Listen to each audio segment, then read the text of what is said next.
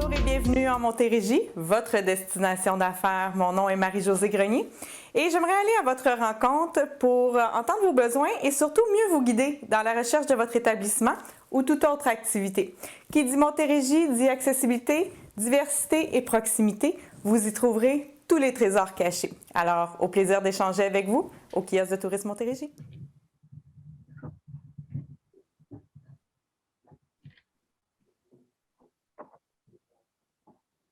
Ah, je suis en onde, désolé. Bonjour, vive la technologie. Bienvenue à cette seconde journée des Journées nationales du tourisme d'affaires. Mon nom est Gilbert Paquette, directeur général de Tourisme d'affaires Québec. Je vous souhaite la bienvenue ce matin à une conférence au thème bien actuel. Le virtuel n'est pas la réponse à tout. Je souligne que cette conférence nous est présentée par Tourisme Montérégie. Je tiens à les remercier sincèrement de leur soutien dans le cadre de cette conférence. Donc, l'objectif de la rencontre aujourd'hui est de vous aider à identifier comment, dans le présent contexte, vous pouvez développer efficacement une stratégie de communication et aussi créer de l'engagement. En ayant recours à la créativité et l'imagination, en développant des outils numériques, en revisitant des moyens de communication plus traditionnels, nous vous proposons une réflexion sur de nouvelles avenues pour obtenir les résultats que vous souhaitez. Notez qu'à la fin de la conférence, donc qui dure environ 45 minutes, il y aura une période de questions. Je vous invite à écrire vos questions par la fenêtre de chat de la plateforme et je lirai les questions pour que la conférencière puisse vous répondre. Donc, je vous présente notre conférencière qui évolue dans le monde des médias, des communications et du marketing depuis près de 20 ans. Elle a piloté des campagnes d'envergure qui ont permis d'accroître à la fois l'engagement envers des marques, des produits et des organisations. Au cours de sa carrière, elle a mené d'importantes campagnes de relations publiques pour des entreprises privées, des OBNL et même des sociétés publiques. Elle conseille les clients et rédige des documents destinés aux médias, des discours, des outils promotionnels de tout genre. Ses spécialités sont la planification de stratégies de communication intégrées, le marketing de contenu, les affaires publiques, la formation de porte-parole, le développement de partenariats et l'organisation d'événements. Donc, vous voyez qu'on a une longue feuille de route ici. Donc, ça me fait plaisir de céder la parole à notre conférencière Julie Bourbonnière, vice-présidente de l'agence C4 Communication. Merci beaucoup, Gilbert. Merci de m'avoir invité à cette conférence. C'est vraiment un plaisir pour moi d'être ici, puis de prendre part à ce que j'espère va être la relance du tourisme d'affaires très prochainement. Aujourd'hui, on va faire un petit tour d'horizon de certaines techniques de communication marketing que peut-être on a oubliées. Et de là, l'idée de ce titre de conférence, le virtuel n'est pas la réponse à tout. C'est bien l'une des réponses pour développer vos affaires et vous permettre de progresser. Donc, sans plus tarder, je vais présenter mon petit soutien visuel. Voici. Donc, comme Gilbert m'a présenté, ça fait un peu plus de 20 ans que je travaille en communication marketing. J'ai également été journaliste auparavant en économie dans le domaine des technologies. Au cours des 20 quelques dernières années, j'ai conseillé plusieurs entreprises du domaine du B2C, donc un peu plus envers du clientélisme. Donc, j'ai travaillé des entreprises privées comme Biocoplus, Cavalia, Post Canada, Rolls-Royce Canada. J'ai fait beaucoup de travail avec des organismes à but non lucratif également. Donc, c'est un peu toutes des clientèles que vous pouvez rencontrer dans votre travail au quotidien avec lesquelles vous pouvez organiser des événements. Au fil des ans, dans ces diverses industries-là, j'ai amassé une somme d'expérience quand même assez importante duquel je fais maintenant bénéficier les clients chez C4 Communication depuis bientôt 3 ans. Cette aventure chez C4 Communication, ça a commencé pour moi après avoir été moi-même cliente de l'agence pour la réalisation d'un événement de levée de fonds. Donc, c'est une belle petite anecdote. Si je vous parle un peu de notre agence, Oups, la technologie, c'est le fun. Donc, notre approche chez C4 Communication, on est réellement une agence boutique. Donc, on travaille de très, très près avec nos clients pour développer des réflexions et des planifications stratégiques. On va en discuter un peu plus en détail dans cette présentation-là. Et puis, en 2018, le président de notre agence, Laurent Morisset, a décidé de créer une division qui s'adresse un peu plus aux organismes à but non lucratif qui ont des besoins particuliers, qui cherchent vraiment de l'accompagnement. Donc, notre approche chez C4 est vraiment de faire de l'accompagnement, de faire de la collaboration avec tous nos clients pour réellement faire briller votre marque, rayonner vos activités. Donc, je ne vous ferai pas la liste de tous les services que nous offrons, mais disons qu'on va en parler un peu plus en détail au cours des prochaines minutes. Donc, la clientèle chez C4 est assez variée également. J'en ai souligné quelques-uns, l'Association des femmes en finance avec qui on travaille depuis un bon moment et plus récemment, Tourisme d'affaires Québec.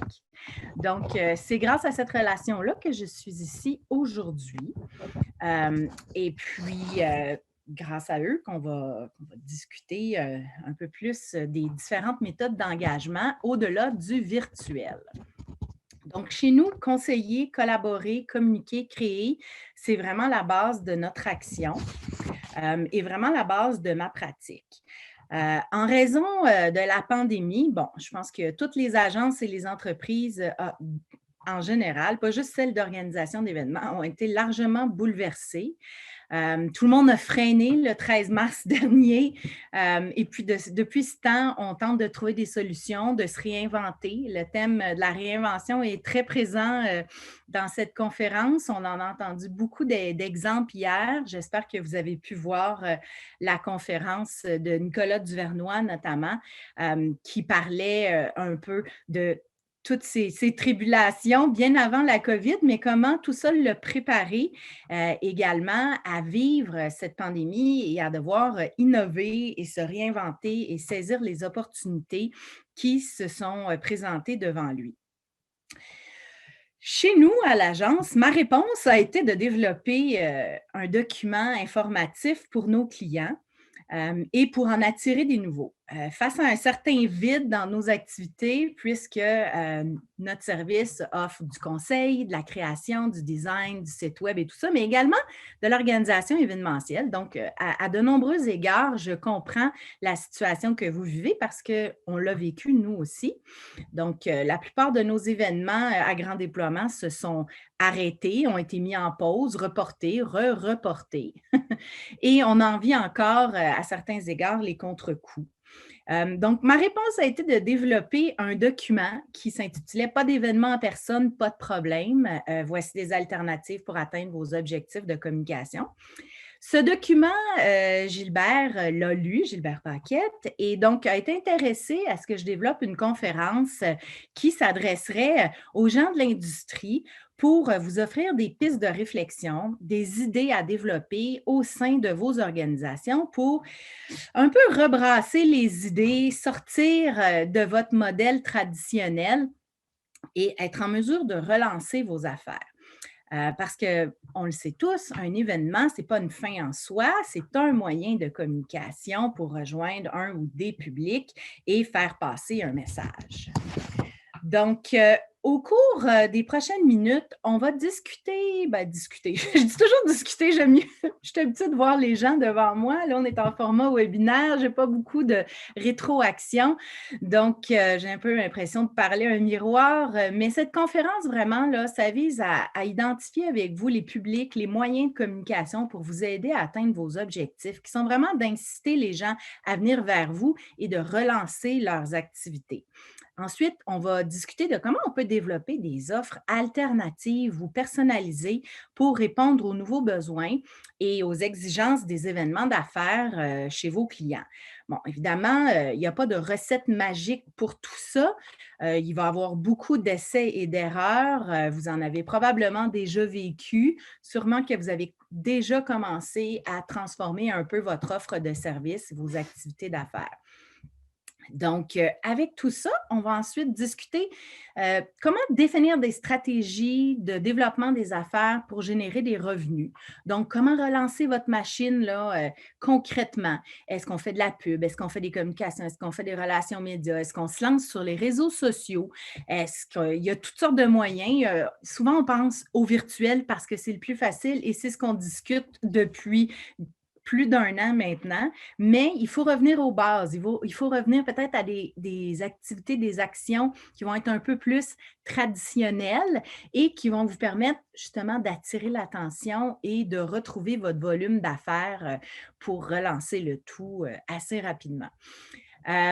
Donc, ensuite, on va discuter de planifier les actions et un budget parce que, bien sûr, quand on parle de budget, on parle de finances, mais on parle également de ressources pour maximiser les résultats et de planifier comment vous allez faire vos approches, comment vous allez relancer tout ça avant, pendant, après des rencontres avec des clients potentiels.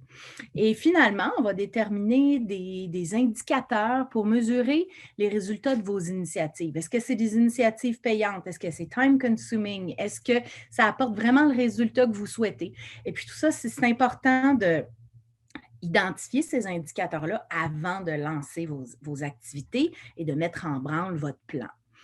Donc, l'objectif de ma conférence, là, globalement, c'est de vraiment vous donner des idées pour créer l'engagement, maintenir la communication avec vos publics, vos clients, en utilisant des outils variés, des combinaisons. Comme le disait Gilbert, chez nous, on fait beaucoup de stratégies intégrées. Donc, on utilise plusieurs canaux pour faire passer un message en même temps vers les publics recherchés. Donc, les événements en direct, on le sait, ça ne disparaîtra jamais, mais il faut réussir à attirer l'attention des gens pour que ces réunions se poursuivent et que l'engagement se maintienne. Donc, si on poursuit... Donc, le premier élément de ma conférence vise à vraiment identifier les publics et les moyens de communication pour vous aider à atteindre vos objectifs, qui sont d'inciter les gens à venir vers vous. Donc, selon les différents publics, que ce soit des clients du domaine corporatif, des clients du domaine associatif, vous n'allez pas utiliser nécessairement les mêmes moyens ou outils pour attirer leur attention. Dans le document qu'on a préparé il y a quelque temps déjà, on avait identifié plusieurs idées pour atteindre ces objectifs-là. Et le document ne se voulait pas non plus une recette ou une baguette magique pour que toutes les activités reviennent à la normale et qu'on développe des relations durables. L'objectif de tout ça était de vous donner des idées et des moyens pour attirer l'attention. Et au-delà de la conférence, si vous êtes intéressé, ce document-là est disponible sur notre site web obnl360.ca. Donc, tiré de ce document, nous avons plein de belles petites images qui nous forcent à réfléchir à comment rester en contact. Le virtuel, bon, c'est pas nouveau avec la pandémie. On utilisait déjà des Skype, des Zoom, des courriels. Tous ces moyens-là font évidemment partie de la boîte à outils virtuelle, mais ce qui est différent en ce moment et ce que je vais vous encourager à faire également, c'est de penser vos communications et vos actions en termes de plan. Donc, je pars du point A pour parler à Monsieur X, je veux utiliser tel message, je le communique une fois, à quelle fréquence est-ce que je recommunique avec cette personne-là, quels sont les call to action, quelle est mon intention également. Il y a des objectifs de communication, mais il y a des intentions avec la communication. Qu'est-ce que je veux que mon destinataire fasse avec ma communication? Qu'est-ce que je veux qu'il ait comme réaction? Donc, depuis un an, les entreprises et les individus qui ont continué à avoir du succès sont ceux qui sont demeurés proactifs, qui ont bien planifié leur action pour aussi réduire le stress. Quand on a un plan, on est moins stressé. On ne contrôle pas le futur, mais au moins, on a une petite idée de où on va passer, nous, pour continuer la route. Donc, la relance s'en vient. La ministre Proulx l'a dit hier. Je ne sais pas si vous étiez présent lors de sa conférence, mais il faut tout de suite se mettre en branle. La plupart des destinations, des centres hôteliers sont en train de préparer leur offre pour la réouverture, pour la relance des activités. Puis, c'est le temps de vous faire voir. Pour se faire voir, quand on est une organisation, une entreprise qui organise des événements ou des voyages, des congrès d'affaires, il faut se faire voir où les gens sont. Donc, il faut être présent pour bâtir la notoriété, le profil d'expert auprès de nouveaux clients également potentiels, mais de ne pas oublier ceux avec qui on travaille depuis longtemps.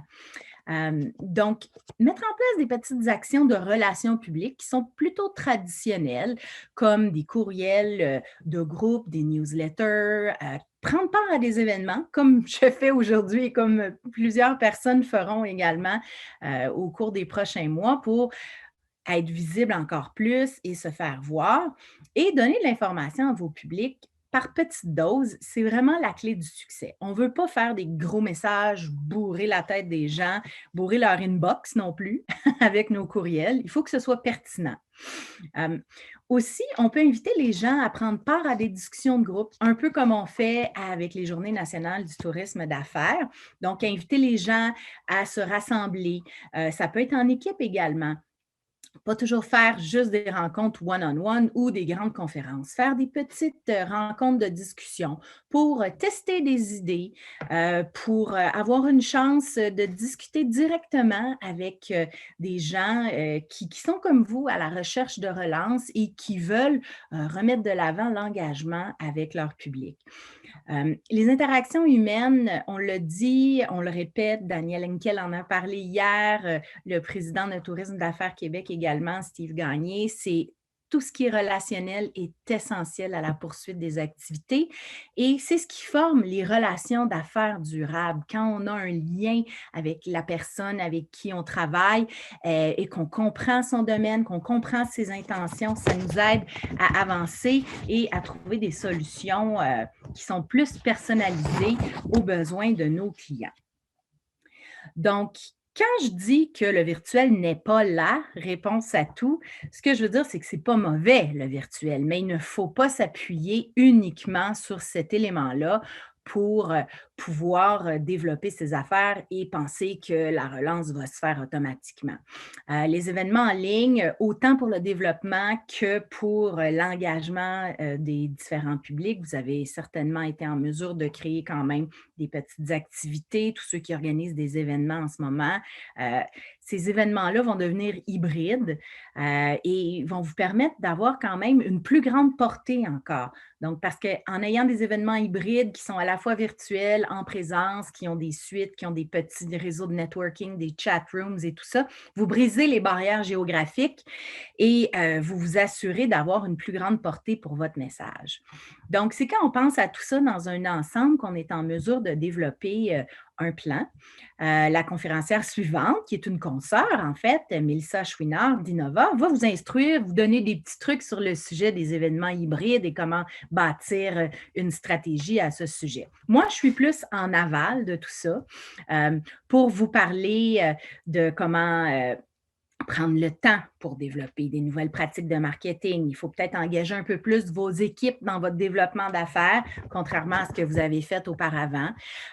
Beaucoup de nos clients, depuis le début de la pandémie, ont saisi l'opportunité de revoir leurs pratiques à l'interne, de revoir leur planif stratégique également, de revoir leur positionnement pour être en mesure d'offrir du nouveau et de demeurer pertinent quand la relance va vraiment se faire sentir. Pour plusieurs, ça a été le temps de planifier des changements également, de faire des refontes web. Donc, on a beaucoup travaillé nos activités de notre côté. On s'est adapté à tous ces besoins-là pour créer des nouveaux produits, des nouveaux services qui répondent aux nouveaux besoins de nos clients. Donc, c'est un peu la même chose que je veux vous aider à développer ce réflexe d'innover quotidiennement, de toujours repenser un peu comment je peux faire différemment pour attirer l'attention, comment je peux me démarquer, quels sont les outils qui s'offrent à moi. Est-ce que je dois être sur les réseaux sociaux? J'ai-tu le temps d'être sur les réseaux sociaux? Est-ce que je suis la meilleure personne pour être sur les réseaux sociaux et parler des activités de mon organisation? Bon, évidemment, quand on est tout seul à la tête d'une entreprise, c'est pas évident. La pandémie a peut-être créé aussi des trous dans votre équipe. Certaines personnes sont peut-être parties en congé de maladie, ont eu de la difficulté à s'adapter. Donc, c'est tous des éléments auxquels il faut faire face et s'adapter en ce moment pour être en mesure de poursuivre nos activités d'affaires. Donc, avec tout ça, il y a l'idée de développer des offres alternatives ou personnalisées pour répondre à des nouveaux besoins et des exigences des événements d'affaires. Donc, vos clients vont sans aucun doute vous parler de ce qu'ils ont vu ailleurs, vous demander si vous êtes capable de reproduire des choses similaires, ce que vous en pensez également. Donc, il va être important pour vous de créer des véritables rendez-vous pour échanger. Donc, ça fait presque 1 an que chacun travaille de son côté.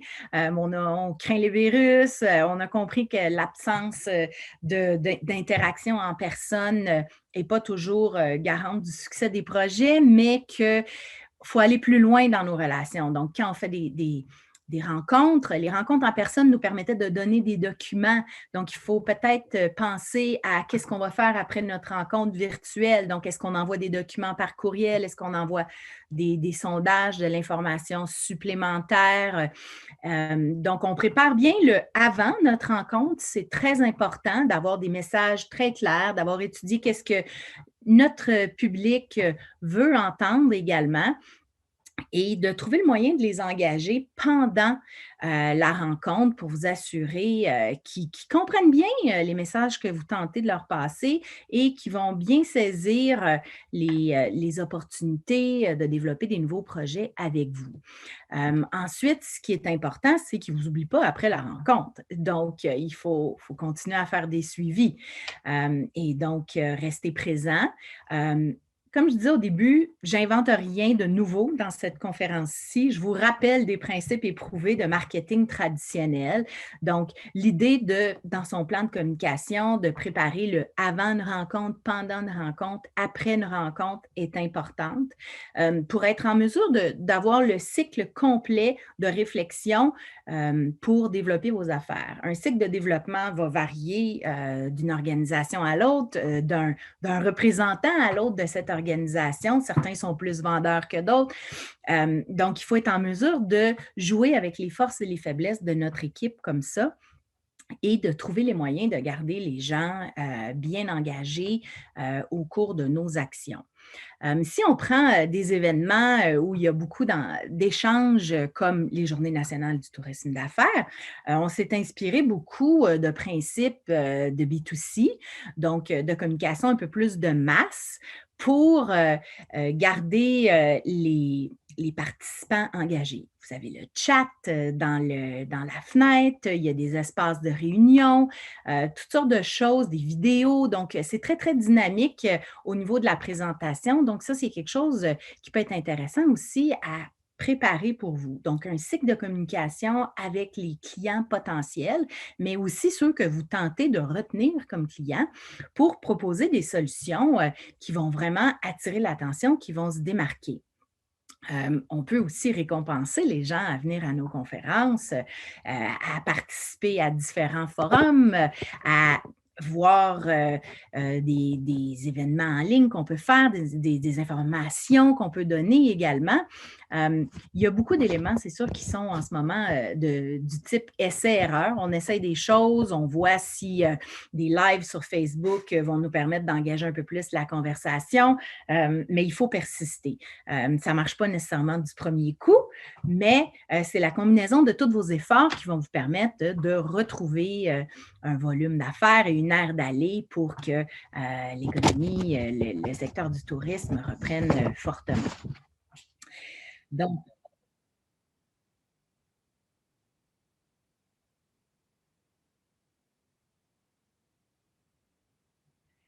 Donc, on me dit que j'accroche mon micro. Je suis désolée, je crois que j'ai des papiers qui sont sur le micro, sur mon ordinateur. Je n'avais pas pris cet élément-là en considération. Ce qui va être important de développer au cours des prochains mois, c'est des expériences qui vont être multinumériques, si on peut dire, multicanales, interactives et uniques, qui auront le potentiel vraiment là, de communiquer vos messages de façon un peu plus durable. Donc, enregistrez-vous si vous faites des conférences pour pouvoir les redistribuer, les rediffuser par la suite pour garder l'engagement, faire participer plus de gens que ceux qui ont peut-être pas pu se présenter lors d'une diffusion live. Donc, l'espace numérique, oui, virtuel, est un moyen de communiquer. Il faut peut-être aussi penser à trouver des ambassadeurs pour votre marque, pour votre action, retourner vers les clients, solliciter des témoignages, des recommandations pour indiquer sur votre site web, dans différentes documentations, sur LinkedIn, avoir des vidéos qui présentent des réalisations que vous avez faites par le passé, qui ont obtenu beaucoup de succès. On peut utiliser différents témoignages pour faire des publicités également. Donc, c'est toute l'idée d'utiliser une tierce partie pour venir valoriser votre expertise et la mettre de l'avant. La recommandation des pairs, ce n'est pas une idée nouvelle également, c'est une stratégie qui fonctionne bien depuis longtemps. C'est à la base du marketing de contenu et des relations publiques depuis des décennies. Marketing de contenu qu'on appelait auparavant vraiment plus dans les relations publiques, donc des idées de storytelling et tout ça. Donc, toutes ces idées-là, je pense que vous pourriez réfléchir à ça en équipe et créer un plan vraiment qui va vous permettre de vous démarquer et de vous faire reconnaître dans les secteurs d'affaires auxquels vous visez et vous permettre de vraiment retrouver le succès et de vous remettre sur la bonne voie. Donc, ensuite, ce qui est important, c'est de vraiment définir les stratégies. Donc, c'est bien d'avoir des moyens, mais définir les stratégies sont vraiment les éléments qui vont vous permettre de comprendre le cycle pour vraiment communiquer votre message. Il faut probablement que vous revoyiez votre plan stratégique. Un plan stratégique, c'est quoi? C'est les objectifs globaux de l'organisation, de l'entreprise. Donc, ça, pourquoi vous voulez être reconnu. Ça peut se faire de façon individuelle à l'interne, mais ça se peut que vous ayez envie de travailler avec un consultant aussi qui va vous faire réfléchir et donc qui va vraiment vous mettre dans une position de réflexion stratégique pour voir, OK, mon entreprise, ça fait 10 ans que je suis là, j'ai fait face à tel obstacle au cours de la dernière année. Est-ce que je suis toujours au même endroit? Est-ce que j'ai envie de diversifier un peu ma mission, mes affaires, mes actions pour être en mesure de répondre un peu plus aux besoins de mes clients? Est-ce que je peux développer une approche plus personnalisée? Est-ce que j'ai le staff pour développer ça? Donc, pour plusieurs, la période actuelle est une période justement de réflexion où ils vont repasser à travers leur plan stratégique, préparer des messages. Est-ce qu'on présentait l'entreprise de la même façon il y a 10, 15 ans? Qu'est-ce qui a changé? Qu'est-ce que font mes concurrents également? Ça peut être le temps de faire un SWOT, donc une analyse des forces, des faiblesses, des opportunités, des menaces de votre organisation. Travailler sur les faiblesses également pour que ça devienne des forces. Organiser des espaces de réunion individuelles, c'est le temps de faire peut-être des sondages avec vos clients pour identifier qu'est-ce qu'ils aiment d'en travailler avec vous, qu'est-ce qu'ils aimeraient plus voir également. Donc, aussi, c'est le temps de vous faire voir dans tout ça. Je le répète, la visibilité, c'est clé pour la relance. Soyez social. En ce moment, les JNTA promouvoient beaucoup sur Twitter. Je ne sais pas combien d'entre vous sont présents. Être présent durant les événements en communiquant à propos de ce qu'on entend, de ce qu'on voit, de ce qui nous intéresse, mais également des questions. On peut interpeller différents influenceurs et acteurs de l'industrie du tourisme d'affaires à travers les réseaux sociaux et vraiment tisser des relations pour avoir des discussions qui vont vraiment venir attirer l'attention. Au nombre des incitatifs aussi pour relancer les activités, je sais, nous, on travaille avec des firmes pour nos clients, pour prévoir différents événements qui s'en viennent au cours des prochains mois, de la prochaine année. Peut-être de créer des nouvelles offres personnalisées qui vont être un peu plus globales et qui vont permettre de prendre les événements comme un tout dans l'ensemble de la stratégie de votre client. Donc, vous renseignez un peu plus sur ce que vos clients font, sur leur domaine d'affaires pour vraiment comprendre les besoins, vont être des éléments clés du succès. Ensuite, dans cette compréhension-là du sujet, des besoins de votre client, je crois que ça va être important de développer des partenariats parce que quand on est deux à développer les affaires ou plus, le message passe plus largement. On a une portée beaucoup plus grande envers les publics que l'on vise. Donc, vous pouvez développer des partenariats où les partenaires vont obtenir des bonus, des points supplémentaires, de la reconnaissance, des paiements, des défis également que vous pouvez lancer à d'autres entrepreneurs en ligne pour vraiment créer un mouvement et vraiment initier cette relance-là. Les ambassadeurs peuvent être très, très importants pour une organisation. Puis quand on parle d'ambassadeurs, ça peut être des gens à l'interne également, identifier qui sont les meilleurs représentants de votre organisation, qui sont ceux qui ont envie de prendre la pôle et d'aller sur les réseaux, de faire des rencontres, de vraiment communiquer votre message plus largement. Quand on parle de faire du développement d'affaires, on peut faire aussi beaucoup de séances d'information.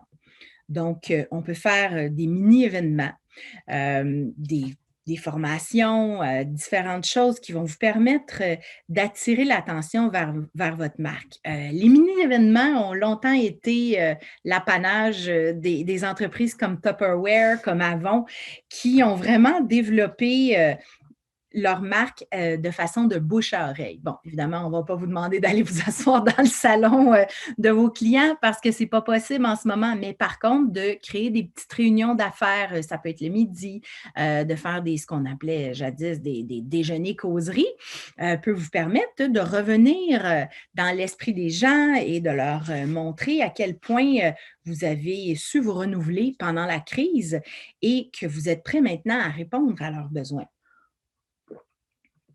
Ces mini-événements-là, comme je le mentionnais tout à l'heure, un peu comme le livre blanc que j'ai fait sur les événements et les alternatives, peuvent être partagés par la suite. Donc, quelqu'un qui a trouvé ça intéressant peut le partager à son collègue, qui va le partager dans son réseau, et donc qui va le partager sur LinkedIn, qui va vouloir commenter et qui, au bout du compte, va vous ramener une référence. On peut aussi faire des petits montages vidéo pour faire des clips pour intéresser les gens. Donc, tout ça fait partie d'un plan intégré avec les différents moyens. Ensuite, il va y avoir la question de la fréquence. À quelle fréquence je fais ça? Est-ce que je fais un gros boost au niveau publicitaire, engagement sur les réseaux sociaux? Est-ce que je me positionne dans une action? Est-ce que je me range derrière Tourisme Affaires Québec pour faire des demandes auprès du gouvernement? Il y a tout plein d'éléments qu'on peut faire pour vraiment relancer les affaires et vous permettre de revenir de l'avant. Donc, ce qui va être clé pour vous, ça va être de vraiment planifier les actions pour maximiser les résultats. Donc, avant, pendant, après une rencontre, il ne faut pas faire feu de tout bois. Il va y avoir beaucoup de concurrence dans les prochains mois aussi pour attirer l'attention, pour réaliser des événements.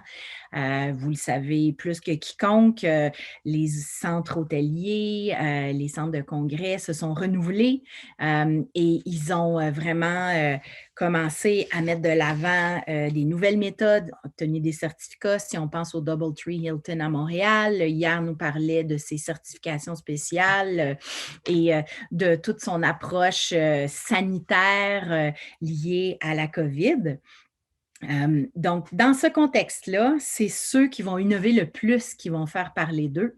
Et pour avoir le plus de visibilité, ben, il faut trouver le moyen qui fonctionne pour vous. Ça, il n'y a pas de recette magique, évidemment, mais mettre en place des stratégies de développement, souvent, c'est basé sur les succès du passé. Donc, utiliser le SWOT, comme je le mentionnais précédemment, peut être une bonne façon de faire pour retravailler avec votre équipe, trouver des moyens qui vont être intéressants et puis prévoir des plans de communication parce que vous ne voulez pas uniquement lancer la machine, vous voulez soutenir la machine. La pandémie n'est pas terminée, on va probablement en vivre d'autres au cours des prochaines années, donc il faut être prêt à réagir à tout ça. Donc peut-être se former un peu plus au niveau technologique, au niveau des communications pour être en mesure d'aller un peu plus loin avec nos clients et de voir à quel point nos ressources humaines et financières sont solides pour être en mesure de répondre aux besoins et aux demandes surtout des gens qu'on va rencontrer, vers qui on va aller de l'avant. On ne peut plus se contenter de prendre uniquement des commandes en 2021. Il faut démontrer la plus-value et personnaliser notre approche.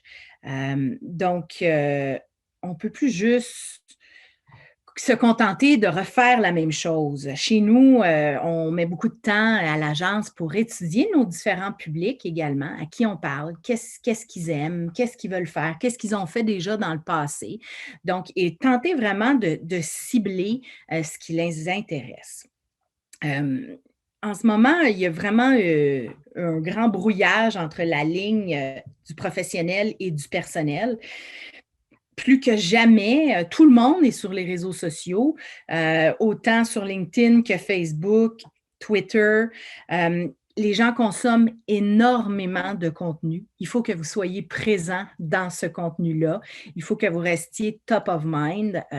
Je le rappelle souvent, le B2B est un peu en pause en ce moment. Il faut vraiment s'inspirer d'idées, de méthodes, de pratiques du B2C, rédiger des blogs, être présent sur Facebook Live, faire des petites conférences, faire des petits messages pour attirer l'attention. C'est super facile à partager, c'est facile à réaliser. Vous pouvez vous enregistrer avec votre ordinateur, comme ici. Et puis, les réseaux sociaux, ce qui est fantastique, c'est que ça permet de tester des éléments.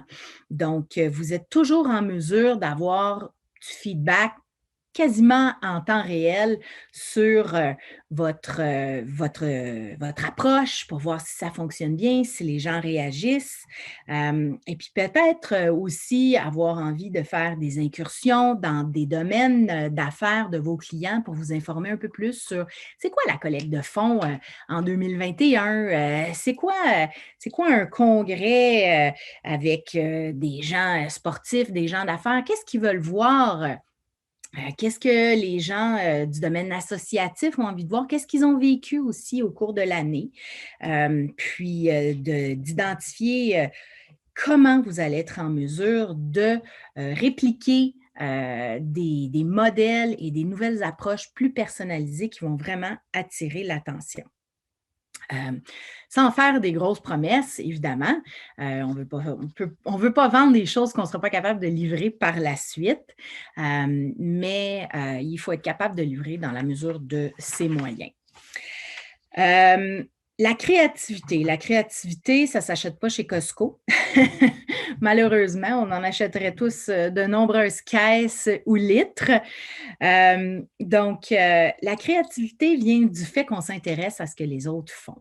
Ça, c'est la clé du succès en communication, en marketing. Donc, s'intéresser, interpeller directement les clientèles, les publics qu'on vise pour vraiment que toute notre offre s'insère dans leur vision de ce qu'ils veulent faire comme des événements.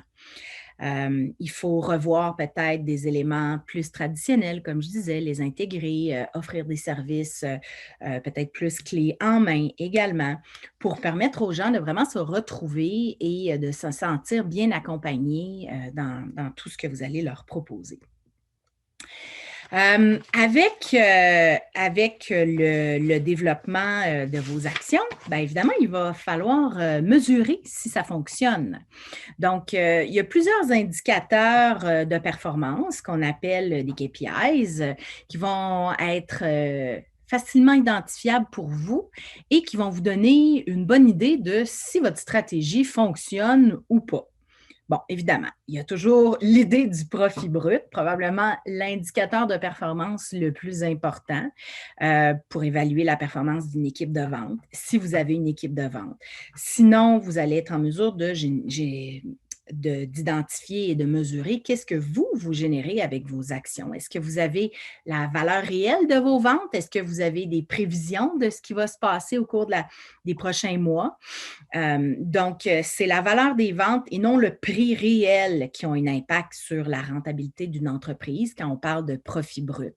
Donc, il y a beaucoup de façons d'augmenter le chiffre d'affaires. Je vous ai nommé plusieurs moyens auparavant. Ça peut être de la publicité, ça peut être du marketing direct, ça peut être du email marketing qui va vous permettre d'attirer l'attention en faisant des offres personnalisées et de ramener les clients vers vous et la profitabilité. Donc, que ce soit de la vente, de l'information, de la sensibilisation, les moyens qui sont à la disposition de tous sont les mêmes, c'est les messages et les objectifs qui vont varier grandement. Ensuite, le deuxième indicateur de performance à regarder est le ratio d'efficacité de la force de vente. Bon, on dit Sales Labor Efficiency en anglais, qui est souvent un élément inconnu. On ne fait pas nécessairement de corrélation entre l'effort de votre équipe de vente et le retour. Je ne voudrais pas parler de RSI, de retour sur investissement, mais il y a quand même un ratio par dollar investi à évaluer. Combien de temps vous passez? Quel est le temps de développement de votre cycle d'affaires, de vente? Est-ce qu'il y a des moyens de réduire ça? Qu'est-ce qui fait que certaines opérations et actions de vente ont plus de succès que d'autres? Donc, il y a également des ratios de conversion qu'on peut regarder. Le ratio de conversion doit être évalué à chaque étape. Bon, c'est sûr que quand on est une petite organisation avec peu de joueurs, on va peut-être vouloir choisir quelques éléments, choisir de les mesurer à des périodes précises, aux 2 semaines, aux mois, aux 3 mois, faire un rapport annuel pour être en mesure d'évaluer c'est quoi votre closing rate. Donc, à combien de rencontres vous bookez un événement, que vous bookez un contrat. Donc, de peut-être faire des post-mortem également avec votre équipe, de faire des retours sur leurs efforts de développement pour être en mesure d'évaluer comment ça fonctionne pour eux, qui a le plus de succès. Peut-être que vous avez besoin du coaching à l'interne également pour améliorer le ratio de conversion. Ensuite, le quatrième élément qui est lié au ratio de conversion, qui est la valeur de la vente moyenne. Donc, quel type d'événement, d'activité vous apporte le plus de revenus ou va vous apporter le plus de revenus? Donc, par contre, est-ce qu'il y a de la croissance organique ou est-ce qu'on fait des one-off avec nos clients? Donc, tout ça, c'est des éléments qui vont être importants autant pour votre ratio de conversion que la vente moyenne, qui va également affecter le profit brut. Donc, le cinquième élément, le taux d'attrition et la portion non récurrente des ventes. Donc, des ventes qui se soldent par un one-off, un événement, une activité qui ne reviennent pas. Ce n'est peut-être pas les éléments les plus importants pour la croissance d'une entreprise. C'est sûr que selon les cycles économiques, on va avoir tendance à sauter sur un peu tout ce qui passe, pas laisser de business sur la table, comme on dit. et puis s'assurer que la quantité de revenus à générer va compenser les pertes qu'on a subies par l'attrition d'une clientèle en ce moment ou les ventes qui vont être non récurrentes. Donc, quand on a un pool de clients, c'est important d'avoir un équilibre entre les clients réguliers, donc qui vont nous donner de la business à l'année, et des clients qui vont être un peu plus sporadiques, des one-off, des événements qui vont être moins réguliers, qui vont peut-être revenir une fois par année, mais pas 4 fois par année. Si on poursuit avec nos indicateurs, il y a la quantité de valeur d'opportunités du pipeline. Donc, en ce moment, vous avez probablement une liste de clients potentiels. Donc, vous avez, je ne sais pas si vous chiffrez ça, ça peut être une bonne idée de voir les opportunités, la valeur de ces opportunités-là pour être en mesure d'identifier qu'est-ce qui s'en vient pour vous. Est-ce que j'ai toutes les ressources pour être en mesure de répondre à ça? C'est souvent un problème. C'est un problème auquel nous, on a fait face aussi.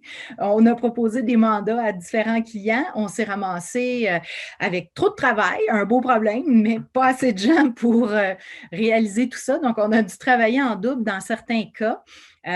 Pour nous, c'est sûr qu'il y a beaucoup de choses qui sont des services du conseil qui peuvent s'étendre dans le temps. Par contre, quand c'est un événement à une date fixe, avec des paramètres fixes, c'est pas toujours évident. Donc, d'être en mesure d'évaluer la quantité de travail qui s'en vient, très important pour votre développement parce que vous ne voulez pas non plus trop en prendre et donc avoir des clients insatisfaits. Vous voulez qu'ils reviennent. Donc, ça, c'est important. Vous voulez qu'ils vous recommandent également. Donc, ça m'amène au 7e point. 7e indicateur de performance, donc l'achalandage. Avez-vous des appels? Avez-vous des demandes d'informations? Avez-vous des visites sur votre site web? Avez-vous des références de clients actifs ou passés qui vous renvoient des clients?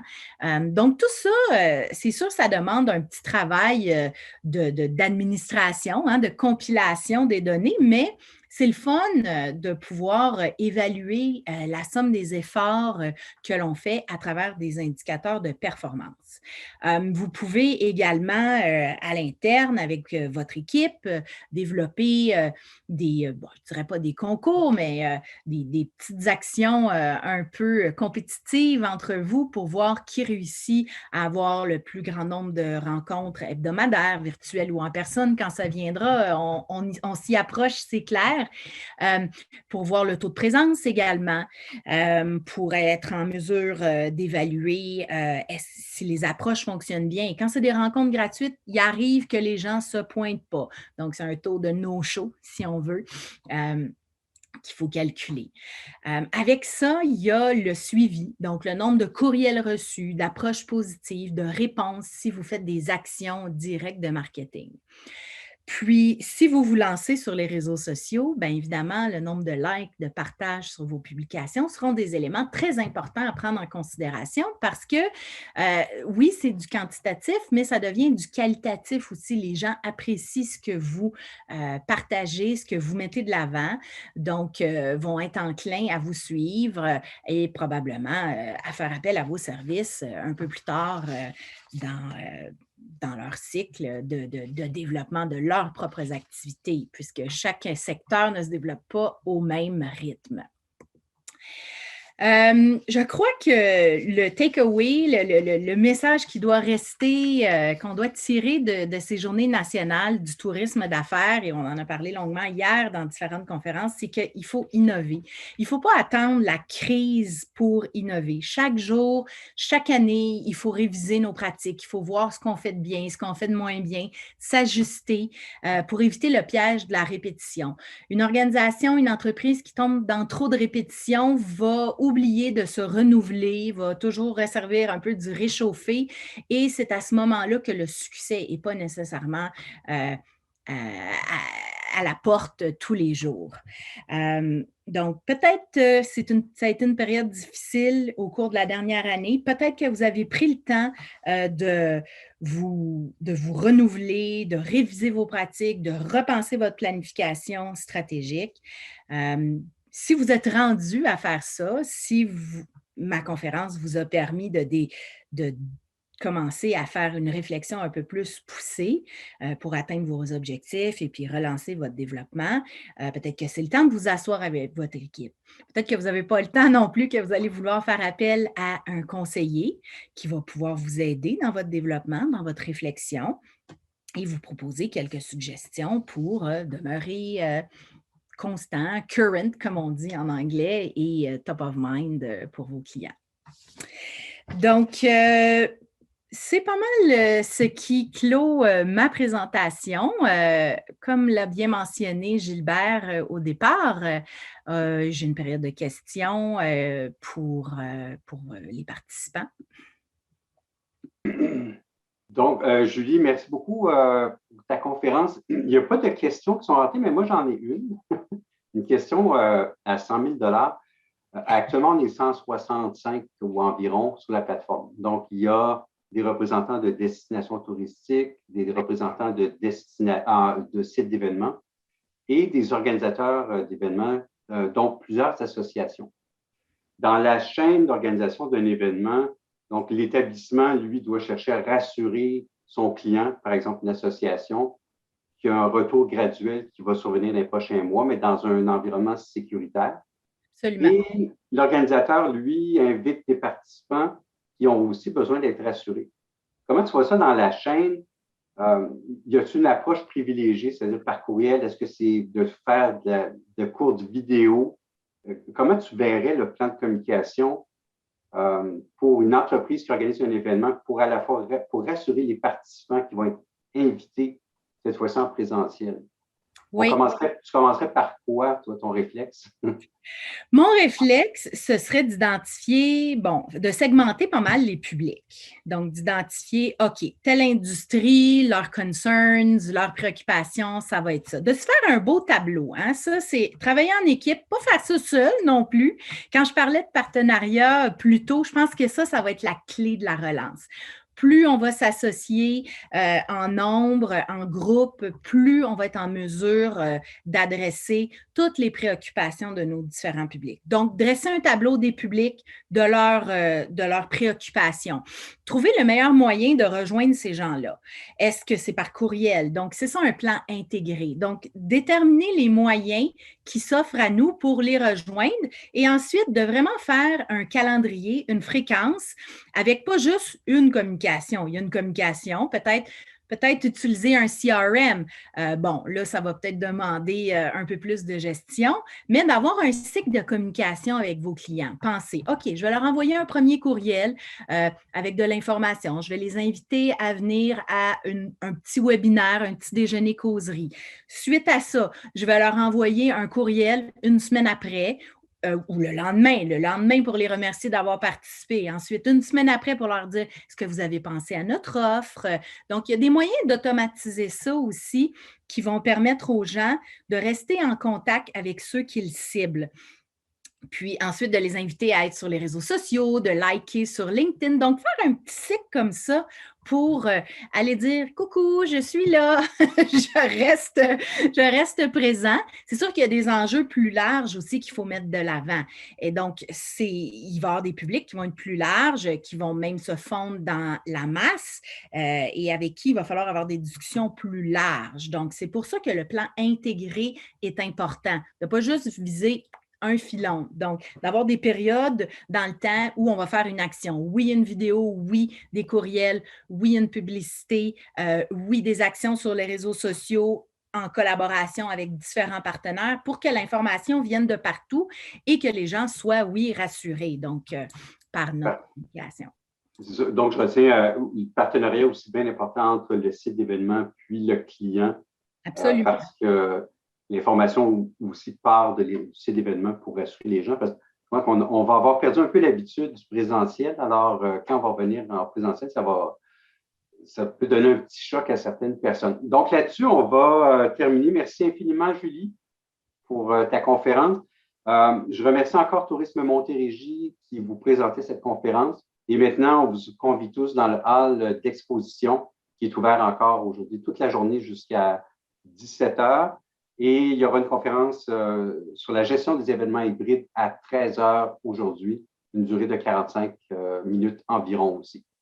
Donc, à bientôt et merci encore. Merci à tous.